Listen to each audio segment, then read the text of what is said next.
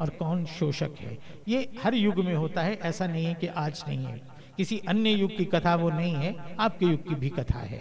उस रूप में व्याध के पक्ष में नहीं, क्रौंच के पक्ष में, क्रौंची के पक्ष में कवि अपना हाथ उठाता है और उनके पक्ष में खड़ा होता है। वह फिर पूछता है, जब उस अपनी ही अद्भुत वाणी पर मुग्ध होता है, तब पूछता है कि मैं किसका, इस छंद में किसके चरित्र का वर्णन करूं। ये इतनी अद्भुत बात है। यहाँ भी हमारे कवि मित्र बैठे हुए हैं, जो कवि हैं वो भी और जो दूसरी विधाओं में लिखते हैं वो भी, उन सब के लिए ये बहुत बड़ा एक संदेश है कि जो प्रतिभा आपको माँ सरस्वती ने दी, जो प्रतिभा आपको ईश्वर ने दी, उसका दुरुपयोग नहीं होना चाहिए, उसका सदुपयोग किस तरह से हो।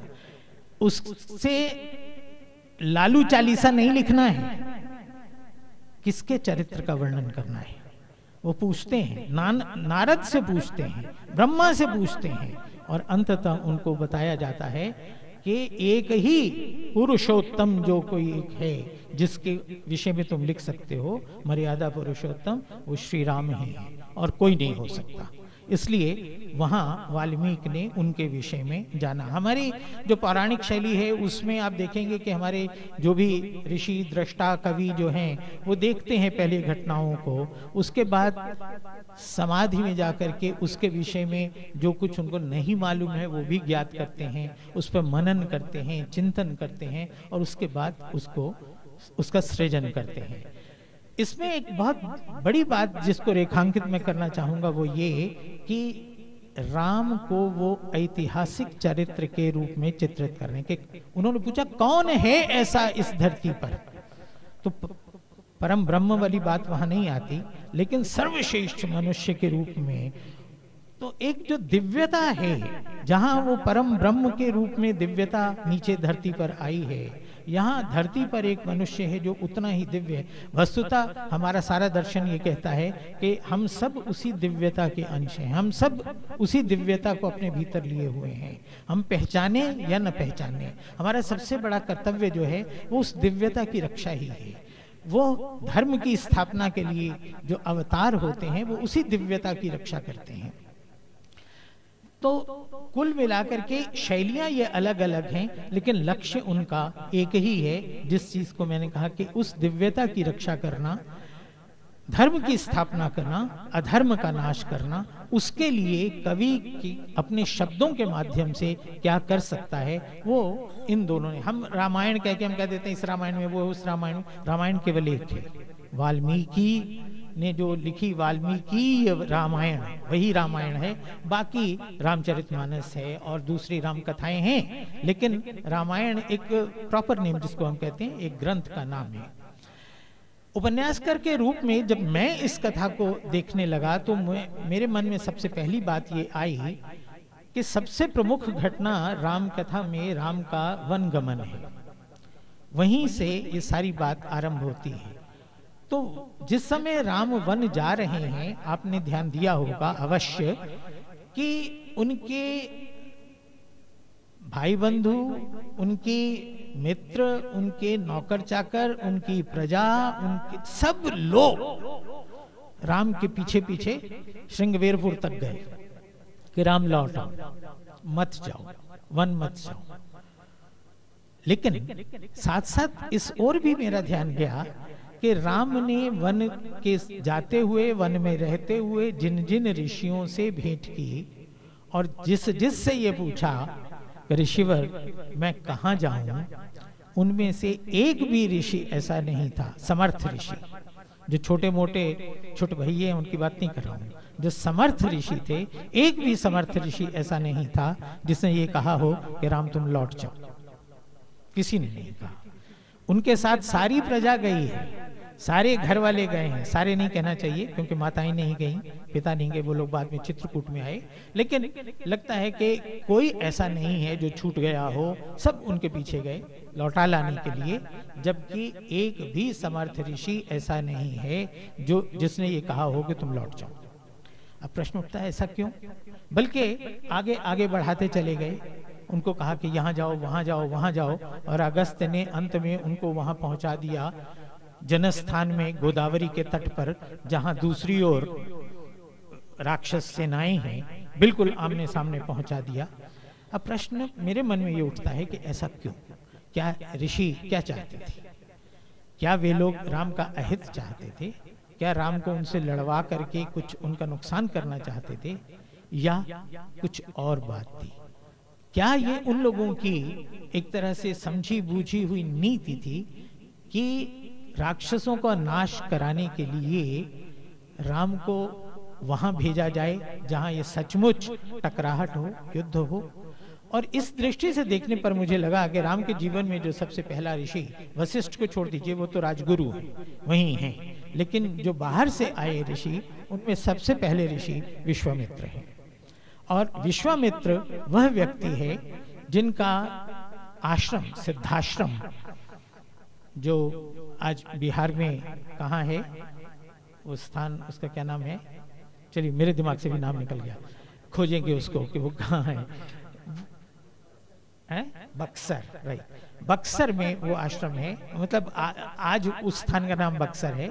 तब ताड़का वन वहाँ है, उनके आश्रम के आसपास या आश्रम के सामने। और ताड़का वन कैसे उगा है उसके विषय में वाल्मीकि कहते हैं कि वहाँ मलद और करुष नाम के दो राज्य थे, छोटे छोटे राज्य थे। दशरथ और जनक के बड़े राज्यों के समान नहीं थे, छोटे राज्य थे।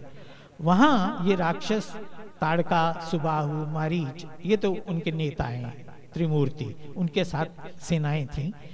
ये लोग आ गए, इन्होंने जो उत्पात वहां मचाया, यहाँ तक कि उस राज परिवार के लोगों को खा गए, अपहरण हुआ, बेच दिया, जो भी किया, वो लोग भाग गए, अर्थात उनको नष्ट कर दिया गया, राज्य नष्ट हो गए, अराजकता आई। इस कारण से वहां वन उग आए। ये मजे की बात है कि अराजक तत्वों को वन सदा ही प्रिय रहते हैं। वनों में छुपकर वो अपनी गतिविधि पूरी तरह से चला सकते हैं। आज आप पढ़ते हैं कि छत्तीसगढ़ में ये हो गया, उड़ीसा में ये हो गया, आंध्र प्रदेश में ये हो गया, बंगाल में रोज हो रहा है, माओवादी, नक्सलवादी, किसी और नाम से जो भी आप कहें, वनों में छुपे हुए वहाँ जिस समय सिपाही, अब बिहार में हुआ कि सिपाही, जब पुलिस वहाँ जाती है, सीआरपीएफ, बीएसएफ तक के जवानों को उन्होंने मार डाला और कहा कि बाकियों को भी मार देंगे। इतने सबल हो जाते हैं क्योंकि वो वन में हैं जहाँ की सेना सीधे सीधे, खैर हम तो सेना भेज ही नहीं रहे, हमसे मेरा मतलब मनमोहन सिंह, मैं नहीं, वो सेना भेज ही नहीं रहे। लेकिन यदि ये जो पुलिस है या जो भी पैरामिलिट्री फोर्सेस हैं वो जाती हैं तो उनसे लड़ नहीं पाती हैं। क्यों? क्योंकि वो जंगल की आड़ में बहुत कुछ कर सकते हैं। आप सोचिए कि किस तरह से वनों में इस तरह का उत्पात, उनकी प्रशिक्षण हो रहा है, उनके लिए शस्त्र आ रहे हैं, वहाँ वो रह रहे हैं, वहाँ वो मार रहे हैं। तो राक्षस क्यों चाहते थे कि वहाँ वन उग आए? ये बात समझ में आती है कि वहाँ उनकी गतिविधि खुलेआम चल सकती थी और कोई उनको टोक नहीं सकता था। और वो प्रदेश किसी राजा के अधीन, न दशरथ के अधीन था, न जनक के अधीन था, तो उनको वो स्वतंत्रता थी। सीधे सामने विश्वामित्र का आश्रम है और विश्वामित्र को मार नहीं रहे वो, केवल ये है कि उनको काम नहीं करने दे रहे। जहां कहीं कुछ, वहां अब कहा तो गया जो परंपरागत शैली है कि वहां यज्ञ करने के लिए वो आते थे तो मांस और हड्डी यहाँ वो डाल जाते थे राक्षस। ये डाल जाना, मांस और हड्डी डाल जाने का अर्थ क्या है? मांस और हड्डी का खेल, रक्त का खेल। किसी यूनिवर्सिटी में, कैंपस में, कॉलेज में, स्कूल में एक व्यक्ति को गोली मार दी जाए, बहुत मधुर संगीत है, पर इसको बंद कर दीजिए आप। वैसे बहुत लोगों की ये समस्या है, मेरे जैसे वृद्ध लोग जो हैं, कि उनके बच्चे उनको मोबाइल खरीद के दे देते हैं और उनको बंद करना नहीं आता। परेशानी की बात है, सीख लेना चाहिए थोड़ा सा। खैर, तो मैं ये मानता हूं कि मैं क्या मानता हूं कि आप भी देखें कि कहीं गोली चल जाए, तत्काल वहां से लोग भाग खड़े होते हैं। कहीं चाकू मार दिया जाए, एक लाश गिर जाए, खून बह जाए, तत्काल लोग वहां से भाग जाते हैं। और वहाँ वो गतिविधि नहीं हो सकती, वहाँ पढ़ाई नहीं हो सकती, वो यूनिवर्सिटी नहीं चल सकती, वो कॉलेज नहीं चल सकता।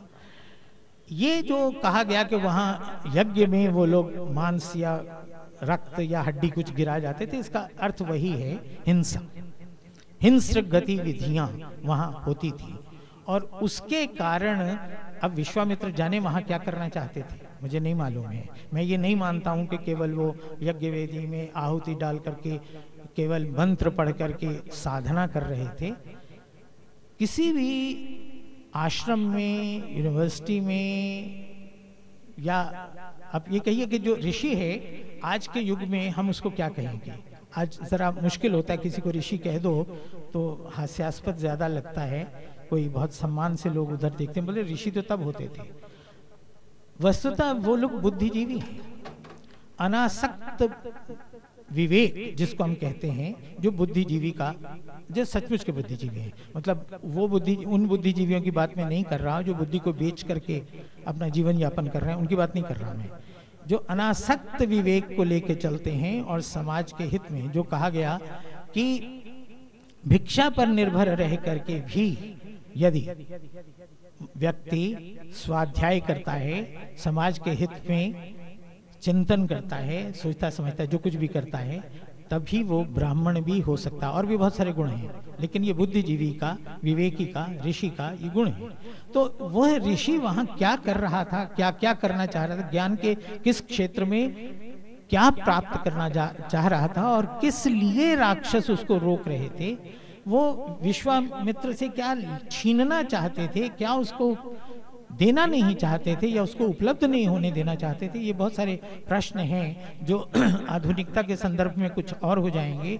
हमारी ये जो प्राचीन कथाएं हैं इनमें केवल संकेत हैं, उसके विस्तार में वो नहीं जाते, वो केवल एक पौराणिक शैली जिसको हम कहते हैं उस तरह से वो यज्ञ को कह गए। अब यज्ञ का अर्थ आप कीजिए, समझिए उसका अर्थ क्या है। उस रूप में जब विश्वामित्र असहाय हो जाते हैं, एक तरफ राज्य है दशरथ का, दूसरी ओर राज्य है जनक का, लेकिन कोई उनकी सहायता नहीं कर पा रहा है, ऐसे समय में वो राम को लेने के लिए आते हैं। मजे की बात यह है कि राम को, अगर आप उस पर ध्यान दें कि राम को मांगा है उन्होंने, लक्ष्मण को नहीं मांगा। लक्ष्मण तो साथ में भाई के प्रेम के कारण चले गए, लेकिन राम को मांगते हुए भी वो क्या कह रहे हैं कि 10 दिन के लिए राम मुझे दे दीजिए, 10 दिन के लिए, और मैं उनको सुरक्षित लौटा जाऊंगा। ये वचन भी साथ दे रहे हैं, 10 दिन के लिए चाहिए और सुरक्षित लौटा भी जाएंगे।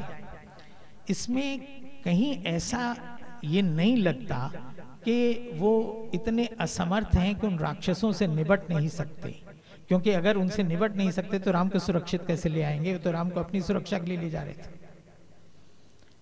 और कुछ और बातें भी उसके साथ और जुड़ती हैं कि जब राम को लेके जाते हैं, मार्ग में उनसे चर्चा करते हैं, बातें करते हैं, उनको जानने का प्रयत्न करते हैं, और उसके बाद उनको नए शस्त्र देते हैं, अस्त्र शस्त्र। हमारे यहाँ अस्त्रों शस्त्रों का जो एक अस्त्र शस्त्र साधारण है भौतिक, फिर